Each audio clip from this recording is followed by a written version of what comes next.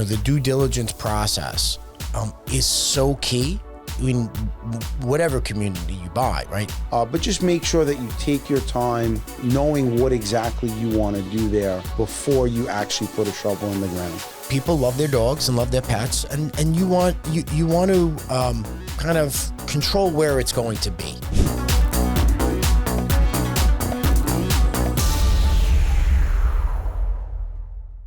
And we're back on the Mobile Home Podcast, Mobile Home Exchange Podcast. I'm your host, Frank Rizzo. With me is my partner, Eric Busuttil.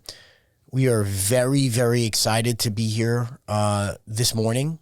We've just closed on, essentially our 19th community this past week. Super excited to onboard that community. We've got a lot to share with you, and I'm sure it's going to bring us a lot of interesting exchanges down the road to share with everybody listening. It's a first foray into east of I-95 in Jacksonville, North Carolina, which is a great market. It's a very solid MSA with strong economic growth, which is one of the things that we were really looking at, especially even now, having a strong military with Camp Lejeune right there, having strong military presence, and a community that had tremendous value add. And one of the things that I think Eric and I have kind of specialized in our, 18 communities that we've acquired together, is really finding communities inside of communities that have been kind of worn down, maybe a little tired, undercapitalized, and bringing them back to life. And this one kind of fit that mold to a T, with tremendous opportunity in what's existing, but huge expansion opportunities. One of the things that we would like to cover today about this new acquisition is, how we went through the due diligence, what we discovered, and, talk about the tremendous opportunity that we discovered. Beautiful, beautiful market. We love the market. Like Frank said, it's our first, it's our first time in this area, south of 95, North Carolina. Yeah, east of 95. East of 95. One of the things that we love about this market, it's a, stone throw away from a beach town. It's about 20 minutes out. Currently, we have about 70 something sites with a huge opportunity for infill and expansion. And Eric brings up a great point, because the due diligence process is so key in whatever community you buy, right? You want to make sure that you're systematic in the due diligence process. And I think over time, obviously the more you do things, the better you get. And this was, from due diligence to the onboarding, has probably been the smoothest one we've done to date, which is great. But it's also allowed, and now we're at a point where we have our team. Our team's been able to onboard quicker. But like as Eric said, during that due diligence process, we were able to uncover some nuggets that wasn't even mentioned to us. And it wasn't presented to us by either the former owner or the broker, quite frankly. A lot of times what happens in a transaction is that, the seller, they've had the property for so long, right? And it has become what it is.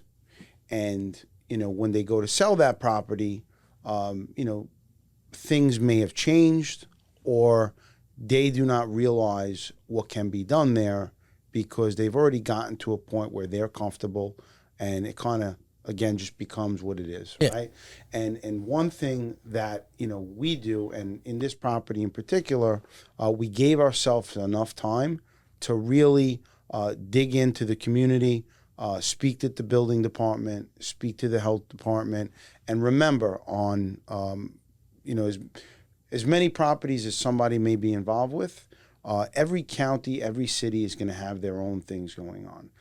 Some, may have some more difficult obstacles than others. But just make sure you're asking the right questions.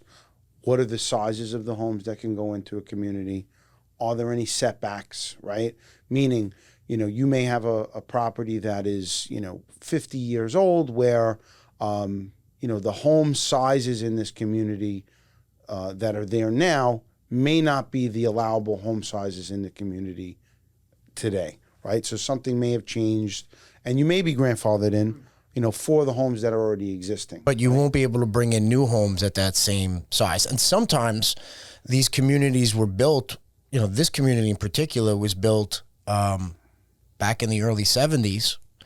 And some of the lots that were designed for smaller homes. Right. They weren't designed for today's model homes. Now, the beauty of this was that the site itself was so large, we're able to overcome some of those challenges by repositioning how we might have those lots tied in, right? And that's not always the case, because sometimes this is, 72 acres, right?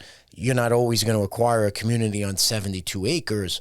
However, this one gave us that opportunity, but part of what we did was made sure that we hired a local engineer, right, who has local knowledge, right, and those local connections where we had questions, we could get answers from the proper channels to make sure we knew what we were going to do starting day one. And the footprint of the property that you're buying in today's time is a lot of times not the best use for what you're looking to do there, right? So it may not just be about the setbacks of the lots, but, in this particular situation, for example, the property's on a main highway, right, off a main highway.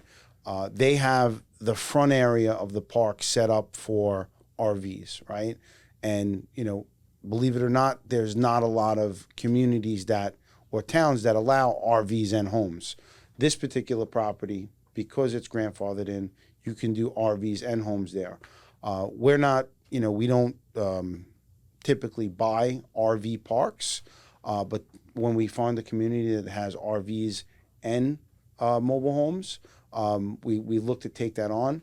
And, us looking at the property and how it sits now, we're probably going to be repositioning where the RVs are and where the homes are going to be, right? Which is going to be different from its original footprint, which, listen, back in when it was designed 50 years ago, that may have been the best layout for it then, right? So obviously you want to look to keep whatever areas and structures that are there now in the same spot, right? There's usually a savings in doing that, but just make sure that you take your time knowing what exactly you want to do there before you actually put a shovel in the ground. Because if you start doing things without planning, you may be spending double the money down the road. Systematically, as you're going through the due diligence, and whatever your due diligence timeline is, whether it's 45 days or 60 days or 75 days, we had a schedule of what we wanted to tick off each week. And when we would sit down and meet and go over what needed to be accomplished, right, we made sure that we were hitting certain marks and hitting those achievements in those timelines. And if we had things that we weren't done with, we made sure that they would get done for the next time we would meet to ensure a smooth transition.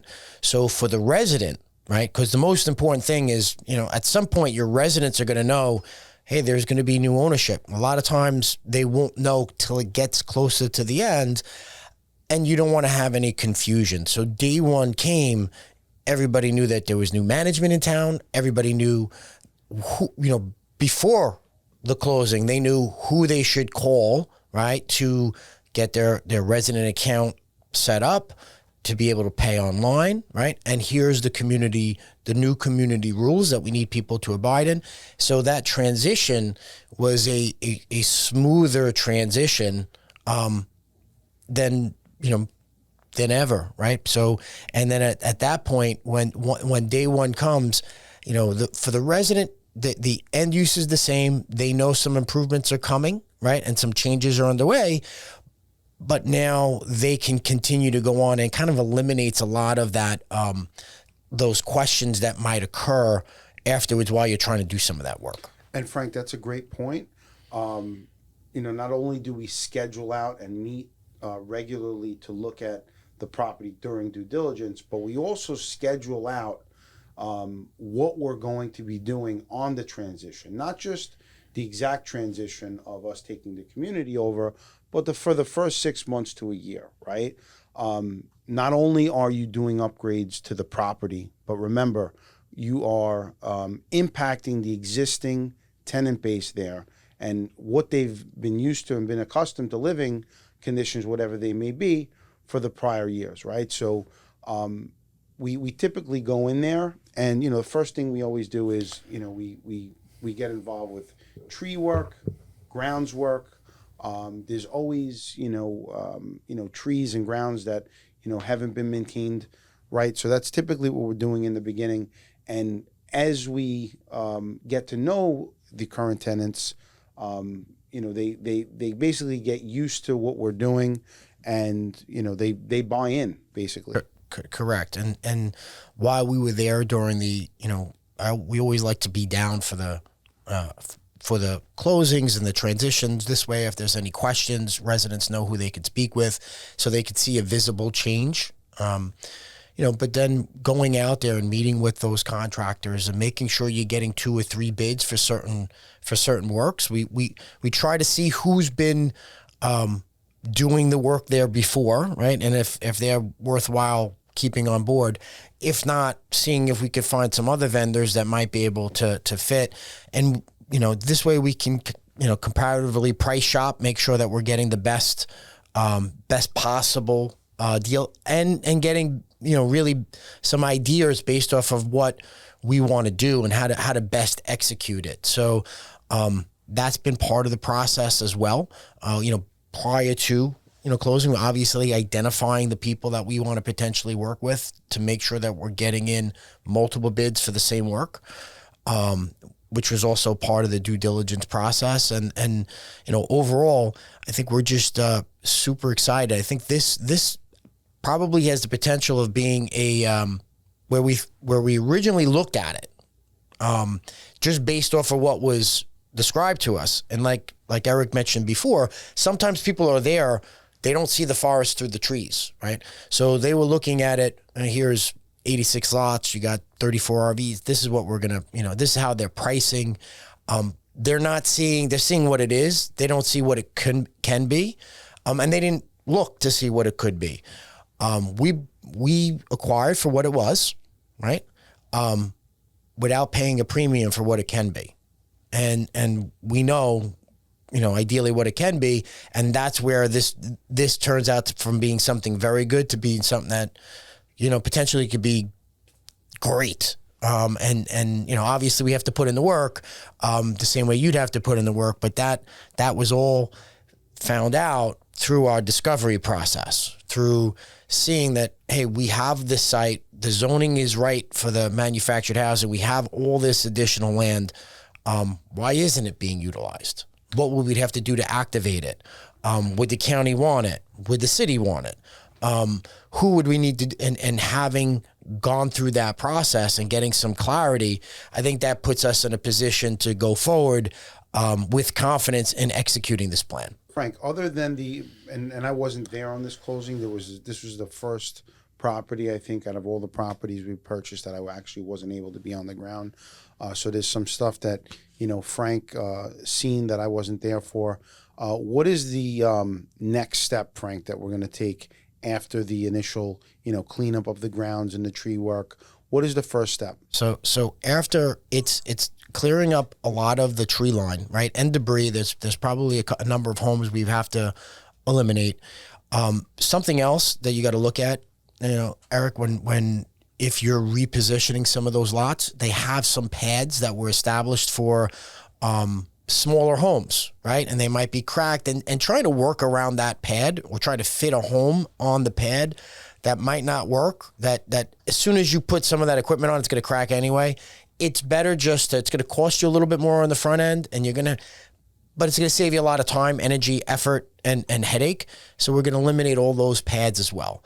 So once we have that done, right, then we're going to look at this in terms of two phases. We have homes there that are older homes that we're going to, for the exterior, clear up those exteriors, and we can get that work done, looking for new residents to fill some of the vacant homes. But we will also be filing, right, with the city for the expansion, right? So this way we know exactly where that's going to be. And like you had alluded to before, and this parcel being as big as it is, we can have a sight line specifically for the RVs, right? We're allowed to have RVs. One of the lots is zoned for RVs. We can put the RVs on that. We can identify that. And then we can identify exactly how many additional manufactured housing pads we can get. So those will be the next steps in our plan in renovating and upgrading this community. And what about the amenities? What do you think about amenities at this park? I know that, right across the road we have a beautiful state park, has, sprinklers, playground area, dog walk. So I'm not sure we're going to go there with the playground in the park because of that, but we have been talking about potentially even a pool at this community. Yeah, definitely, for the dog lovers, we're looking to put in a dog walking area. I think that's a great point. A dog walking area, I think in a lot of these communities, almost become a necessity, right? Because people love their dogs and love their pets, and you want to kind of control where it's going to be, right? So some people love pets, some people don't have pets. This way we can have a spot for your dogs, right? And the space is big enough to do that. We're not going to be able to compete with the state park. I mean, in terms of the playground they have there is immense and beautiful, and it's literally right across the street. So to do that probably is just not the best use of funds, but like you described, I mean, here you're in a market where I think would appreciate and value having an in-ground pool that's could be utilized from either the RV section or the manufactured housing section. So we're going to see about the process of being able to put that in, and then having that by the office so we can control the hours and make sure that it's being utilized correctly. But we think that'd be a great feature. And if anybody who's been in North Carolina in June, July, and August, probably very needed. And so we're going to look at putting something in there that would be able to work at that facility, and I think the residents are going to love it. So we didn't mention that to any of the existing residents. We think that will be something that they would be very surprised and pleased to see down the road. But I think there is something that's probably called for. One thing I also want to elaborate on when we close on a property, regardless of where it is, we make sure for at least the first 6 months, we are there regularly, right? And what we're doing there regularly is finding our team, right? Putting our team in place, right? Park manager, we already have a park manager that we've went through a dozen resumes already. We have someone in place, but us getting to know them and them getting to know us, knowing our system and kind of working with us towards, our short and long-term plans. Super important that you're there. Obviously, it's not something that, one could, do on their own, but, you growing out your team, putting your plan in place with your team on the ground over the first, 6 months to a year is super, super important. Super important. Because I think if your residents in the beginning, right, it's tough to get them to buy in changes if it's going to happen 12 months from now, right? So I think the residents living in in that community, and look, listen, this is in a great spot. It's been family owned. It's third generation essentially. It's just been undercapitalized, basically left on its own. You're going to go in and you're going to get goodwill now, and people are going to understand that there's some changes that have to be made or some improvements that are going to be made, and they'll buy in maybe modifying some changes because, somebody's new coming in there. And we always look to make, do our part first, right? Whether that's removing some of the vacant homes, whether that's removing some of the trees or the limbs that are over people's houses that could be potentially hazardous if there's a storm. We have to lead in with, hey, this is what we're going to do for you to improve your experience. And now here's what we're asking you guys to do to enhance the standards going forward. And well said, Frank. Super excited about this property.